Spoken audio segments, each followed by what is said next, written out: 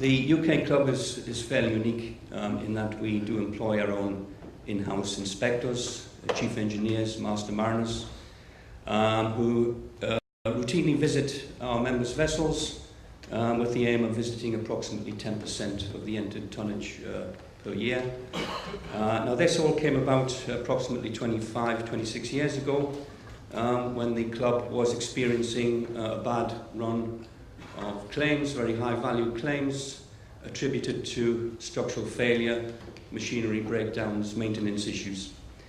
So they instigated the system at that time, and the priority with regard to inspections was mainly the ship physical condition and regulatory compliance. Now, over the years, progressively, the picture did improve quite considerably, partly because of the introduction of the ISM code, additional regulation, also more vigilant port state control inspections, and so on.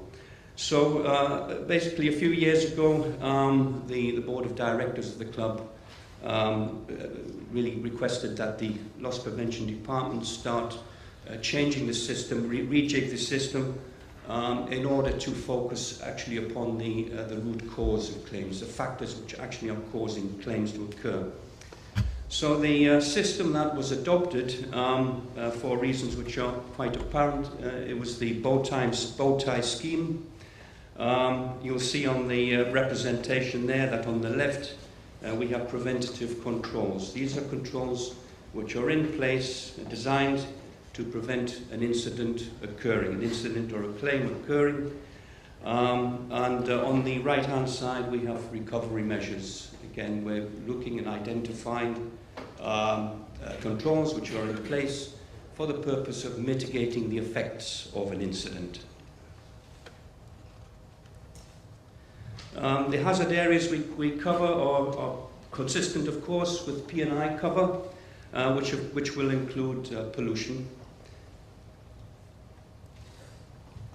We can extend this further with an example of what we call the bow tie system. In the right-hand side, you'll notice that the hazard in this case is carriage of pollutants, and what we're trying to avoid is an incident of release of pollutants into the environment. We have an example here of a threat of bilge and slop operations, and with some examples of typical controls which will be assessed and rated. Taking the other side of the bow tie, we have recovery controls.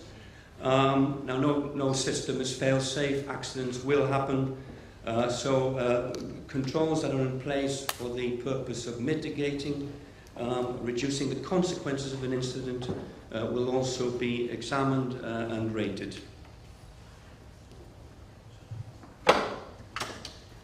That's a representation of the full bow tie. Again, these controls are just examples, by no means exhaustive. When the assessor has completed his inspection, what he will do, he will actually rate or score all the individual controls. The scores will be entered into a spreadsheet, and from that a report can be generated on board the vessel. So it will provide the master with a set of suggestions and also with an overall risk factor score. Now, we obviously carry out a very large number of risk assessments every year, and there are a number of pollution control related items and issues which do crop up very frequently. So I would just like to give you quite a graphic representation of the sort of things that we do find on board vessels.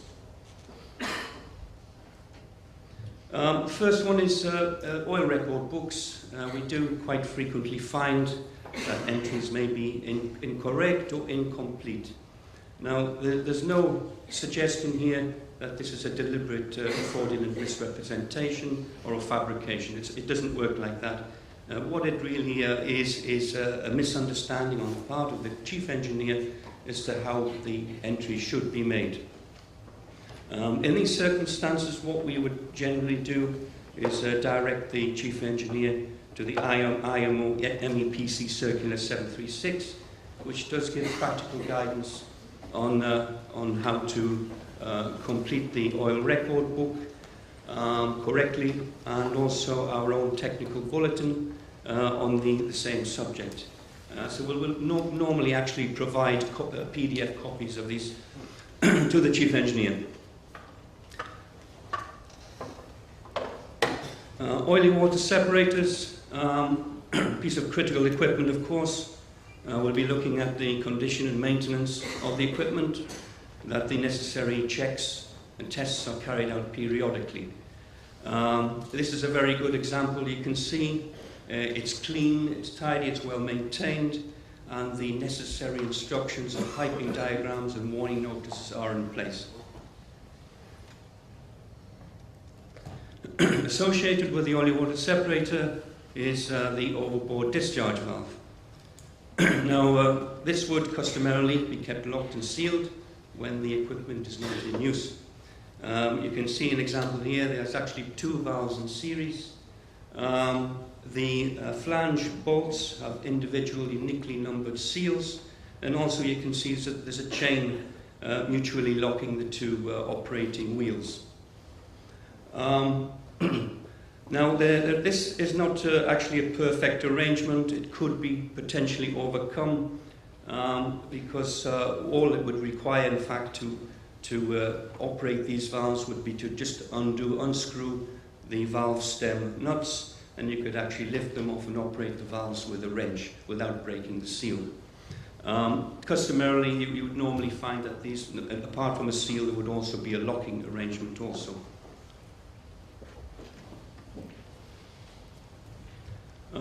This is an example of a patent piece of equipment for denying access, unauthorized access to the overboard discharge valve.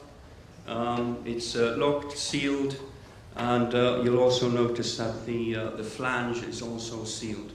That's very important to prevent that the pipe being removed and the fitting of an unauthorized so-called magic pipe. Again, connected with denying access to transfer equipment in the engine room. This is a very good example of denying access to hoses, pumps, flanges, which may be used to effect an unauthorized transfer of oily water or sludge. It's inventoried, it's locked up, so here is a good example of controlling this equipment. However, all these measures will be, quite frankly, a waste of time if you keep the keys to the locking devices hanging in the control room. We do see that now and again. The keys really need to be in the sole custody of the chief engineer. Bunkering procedures, of course, plans, checklists. The checklist, the bunker checklists are a working document.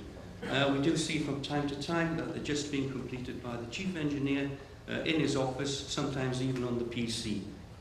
Perhaps even before he started, or he waits until the whole operation is complete. That's not how it's supposed to work. The checks and tests should be carried out in real time, contemporary with the actual operation. We've got a good example here at the site of the bunkering operation. We've got the checklists, we've got the bunker plan, we've got the pipeline diagram, and also the MSDS. A bunker manifold, on the face of it, it appears to be well maintained. However, there are no labels and perhaps insufficient colour coding. Now, the problem here is that this does leave open or increase the risk of a wrong connection being made, perhaps, or a wrong valve being operated. And apart from the possibility of the bunkers or lube oil going into the wrong space and perhaps causing an overflow, there are also the potential for contamination there. So the bunker manifold should be distinctly labelled and colour-coded. The same principle applies to save-holes for tank vents. In the event of an overflow, the crew would want to very quickly verify where the overflow is occurring, the identity of that tank, so that appropriate action can be taken. Containment. Now, in the event of an overflow, we would at least want to contain the spill on board the vessel and not flow overboard. Now, during bunkering or other transfer operations, the scoppers, the drains on the main deck should be plugged. On the left-hand side, you can see a plug, a scopper plug, which has a perished rubber seal, so this is unlikely to affect an efficient seal, with the potential for a leak should there be an overflow. Similarly, on the right-hand side, we can see a bunker tank air vent, which you can see that the plug is leaking. It doesn't provide an effective seal. Garbage management, the requirement to properly segregate garbage on board. We have two very varied methods of dealing with this. On the left-hand side, well, there's no segregation occurring at all. You can see that there's just a mix of garbage piled up inside a deck store. Now that vessel would be in serious trouble should Port Stay Control pay a visit. On the right-hand side, this is how it should be done. You can see that the bins are colour-coded for the different categories of garbage, properly labelled, and also secured and stored in a seaman-like manner.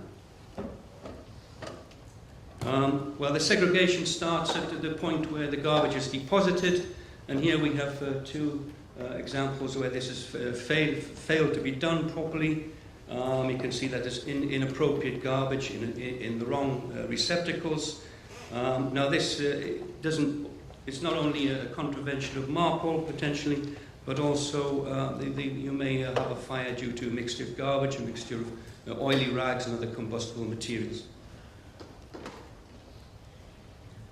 Oily waste. Now the management of oily waste, the control of oily waste and its disposal will be greatly assisted by limiting the generation of that waste. Now, this is not typical these days, but we do see it now and again. You can see that there's a very heavy leak of fuel oil from the fuel handling system on the left-hand side, and on the right-hand side, a very excessive accumulation of oily water in the engine room bilge. This is what we generally see these days. On the left, you can see a purifier space, very well maintained. There's no oil residues in the stables, no leaks, absolutely spotless. And on the right-hand side, that is the bilge space, which you could really eat your dinner off. And going back to response, oil spill response, reducing the consequences of an incident. We would want to verify that the crew are properly drilled and trained in pollution response. And part of that is having available a good source of clean-up materials of good quality and quantity. And here we have a very good example of a large quantity of solvents and clean-up material, brushes, brooms, and dispersants.